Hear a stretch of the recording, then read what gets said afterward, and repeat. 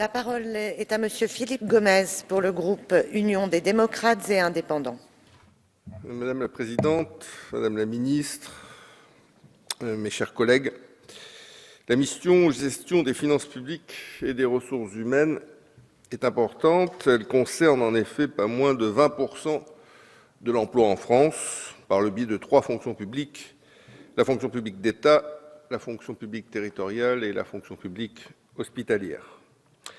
À l'heure où le redressement de nos comptes publics nécessite des économies structurelles significatives, nous ne pouvons donc pas faire l'économie d'une réflexion sur notre fonction publique, d'autant plus, comme cela a été rappelé par mon collègue, que les dépenses de personnel de l'État représentent aujourd'hui 42% de ces dépenses globales, ce qui nous donne à peu près le leadership en Europe. Nous nous souvenons des propos sévères tenus en 2008 et 2009 lors de la mise en œuvre de la révision générale des politiques publiques. Pourtant, grâce au non-remplacement d'un départ à la retraite sur 2 dans les ministères, cette réforme avait permis de dégager une économie de 12 milliards d'euros, tout en redistribuant une partie de ces économies afin d'augmenter les traitements des fonctionnaires et par là même leur pouvoir d'achat. Nous regrettons que le gouvernement ait choisi d'emprunter un autre chemin en supprimant cette réforme, pourtant nécessaire. La modernisation de l'action publique ne prévoit que 5 à 7 milliards d'économies et peu de redistribution sous forme de pouvoir d'achat. Nous regrettons également, cela a été dit, mais je le rappelle, ça faisait partie de l'un des 2 chiffres magiques d'une campagne qui s'est aujourd'hui évanouie dans les limbes d'une réalité cruelle, 60 000 postes de fonctionnaires dans l'éducation nationale et 75% de taxation des très hauts revenus. Et oui, c'est 60 000 emplois publics que nous avons créés dans l'éducation nationale au cours du quinquennat, avec un objectif symétrique qui était de maintenir les effectifs de la fonction publique au niveau global où ils étaient, a conduit à ce qu'une réduction particulièrement drastique, abrupte, des effectifs d'autres ministères considérés comme non prioritaires soit subie. Ainsi, 41 560 postes ont été supprimés entre 2013 et 2016. Et sur ces 41 560 postes supprimés, il y a des victimes nombreuses dans les ministères de l'écologie, du travail, du logement ou encore de la défense.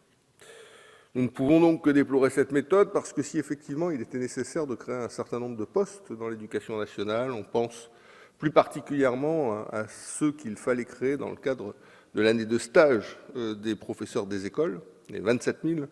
En ce qui concerne les autres postes, il est clair que ces créations auraient pu être largement différées. Nous sommes également opposés à cette politique gouvernementale qui, combinée à la suppression des heures supplémentaires défiscalisées, n'a fait que paupériser les fonctionnaires qui, certes, ont vu leur carrière, pour certains d'entre eux, revalorisée, comme cela a été rappelé, mais c'est oublier le matraquage fiscal dont ils ont fait l'objet, au travers notamment d'un certain nombre de mesures, parmi lesquelles l'augmentation massive de l'impôt sur le revenu. Nous considérons pour notre part qu'une réforme globale de la fonction publique doit être conduite. Elle doit être envisagée à travers le prisme du service rendu aux citoyennes et aux citoyens. Nous estimons ainsi que la priorité doit être de permettre aux fonctionnaires d'assumer leur mission de service public dans des conditions optimales. Pour mener à bien cette réforme, il faut tout d'abord valoriser le rôle des fonctionnaires en préservant leur pouvoir d'achat. Pour y parvenir, nous estimons qu'il est nécessaire de baisser les effectifs de la fonction publique, ce qui permettrait de dégager d'économies qui pourraient être pour une part redistribuées aux fonctionnaires afin d'améliorer leur pouvoir d'achat. Il faut également que cette baisse d'effectifs s'inscrive dans une réflexion plus globale, et c'est indispensable, sur le périmètre d'intervention de l'État et des collectivités territoriales, ainsi que sur le temps de travail des fonctionnaires, ainsi que de leur statut, ce qui n'est pas le cas de l'action de modernisation de l'action publique. Enfin, nous souhaitons que cette réflexion globale vise également à moderniser la fonction publique en la rapprochant sur certaines de ses modalités de mise en œuvre du secteur privé. À cet égard, nous sommes persuadés qu'il est indispensable de faire évoluer cette fonction publique en poursuivant deux objectifs, la recherche de l'équité et la performance. Nous avons ainsi proposé l'instauration de 3 jours de carence dans la fonction publique, comme dans le secteur privé. Pourquoi diable y aurait-il une différence entre un Français qui travaille dans la fonction publique et un Français qui travaille dans le secteur privé?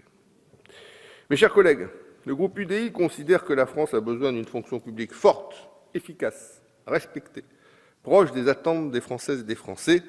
Telle est la conviction que nous avons défendue depuis le début de la législature. Ce budget, de toute évidence, ne permet pas de répondre à cet objectif, et c'est pourquoi les députés du groupe UDI ne le voteront pas.